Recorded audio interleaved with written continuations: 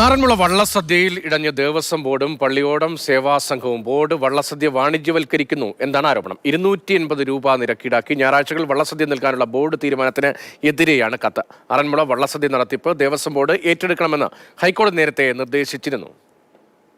ഞങ്ങൾക്ക് ഭക്തജനങ്ങൾക്ക് പരമാവധി സൗകര്യങ്ങൾ കൊടുക്കുക എന്നുള്ളതാണ് ഞങ്ങൾ മനസ്സിലാക്കുന്നത്. പിന്നെ മാധ്യമങ്ങൾ കൂടി മനസ്സിലാക്കി ഓൺലൈൻ നടത്താൻ പറ്റില്ല എന്നൊക്കെ പറഞ്ഞെന്ന് പറയുന്നത് ഓൺലൈനല്ലേ, ഇപ്പോൾ എല്ലാം ഓൺലൈനിലേക്ക് മാറുകയല്ലേ. ശബരിമലയിൽ ഉത്സവിക്കുവാണ്, ശബരിമല വഴിപാടുകൾ ഓൺലൈനിൽ കൂടി നടത്തുകയാണ്.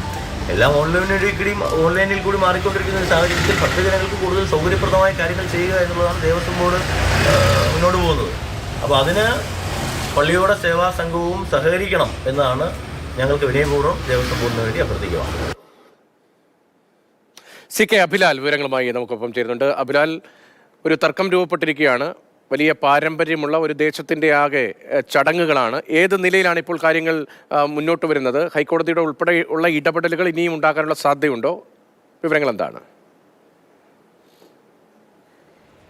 ആറന്മുള വള്ളസദ്യയുടെ ഭാഗമാകാൻ ഭക്തരിൽ നല്ലൊരു ശതമാനം ആളുകൾക്ക് താല്പര്യമുണ്ട്. ഇതുകൂടി കണക്കിലെടുത്തുകൊണ്ടാണ് താല്പര്യപ്പെട്ട് എത്തുന്ന ആളുകൾക്ക് 250 രൂപ മുൻകൂർ അടച്ചാൽ ക്ഷേത്രവളപ്പിൽ തന്നെ വള്ളസദ്യ ഓൺലൈനായും നേരിട്ടും മുൻകൂട്ടി ബുക്ക് ചെയ്യുന്നവർക്ക് ക്രമീകരണം ഏർപ്പെടുത്തി അത്തരത്തിലുള്ള കാര്യങ്ങളുമായി ദേവസ്വം ബോർഡ് മുന്നോട്ട് പോകുന്ന വേളയിലാണ് എതിർപ്പുമായി പള്ളിയോട സേവാ സംഘം വാർത്താക്കുറിപ്പിലൂടെ തങ്ങളുടെ നിലപാട് വിശദീകരിക്കുന്നത്. അതായത് ആചാര ലംഘനം, അതോടൊപ്പം തന്നെ വാണിജ്യ താല്പര്യം എന്നിവയാണ് പ്രധാനപ്പെട്ട വിഷയങ്ങളായി വാർത്താക്കുറിപ്പിൽ ചൂണ്ടിക്കാണിക്കുന്നത്. അതേസമയം തന്നെ ഇതുമായി ബന്ധപ്പെട്ട തീരുമാനം ദേവസ്വം ബോർഡ് കൈക്കൊള്ളുന്ന ആ യോഗത്തിൽ പള്ളിയോട സേവാ സംഘത്തിന്റെ പ്രസിഡന്റും സെക്രട്ടറിയും കൂടി പങ്കെടുത്തിരുന്നു എന്നതിന്റെ മിനിറ്റ്സിന്റെ വിവരങ്ങൾ കൂടി പുറത്തു വരികയാണ്. എന്തായാലും ഈ വിഷയം ചർച്ച ചെയ്യാൻ വേണ്ടി നാളെ പള്ളിയോട സേവാ സംഘം യോഗം ചേരുന്നുണ്ട്. അതിന്റെ ശേഷം മാത്രമായിരിക്കും ഔദ്യോഗികമായുള്ള പ്രതികരണം ഉണ്ടാവുകയെന്ന് പ്രസിഡന്റ് KV സാമ്പദേവൻ വിശദീകരിച്ചിട്ടുണ്ട്. എന്തായാലും ക്ഷേത്ര മതിക്കെട്ടിനുള്ളിൽ